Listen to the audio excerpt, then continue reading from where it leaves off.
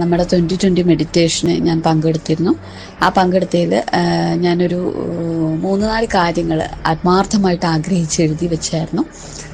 അതിൽ കുറേ കാര്യങ്ങൾ ആ കാര്യങ്ങൾ കുറേയൊക്കെ നടന്നു. പക്ഷെ അതിലെ കഴിഞ്ഞും എനിക്ക് അത്ഭുതകരമായിട്ട് തോന്നിയ ഒരു കാര്യമുണ്ട്.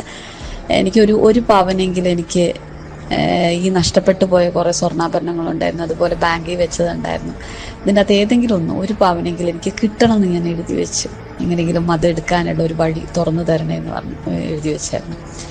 പക്ഷെ വളരെ യാദൃശ്ചികമായിട്ട് എനിക്ക് വേറെ എൻ്റെ അമ്മായിമ്മ മുഖാന്തരം അവരെന്നോ പണയപ്പെടുത്തിയ ഒരാഭരണങ്ങൾ, അതൊന്നും ഞാൻ തിരിച്ചു കിട്ടുന്ന ഒരിക്കൽ പോലും പ്രതീക്ഷിച്ചിട്ടില്ല. ആ ആഭരണങ്ങൾ അവരെടുത്തു തരികയും അതിന് തതുല്യമായിട്ട് ഒരു മാല ഞാൻ വാങ്ങുകയും നല്ലൊരു ലക്ഷ്മി ലോക്കറ്റ് വിചാരിച്ചു.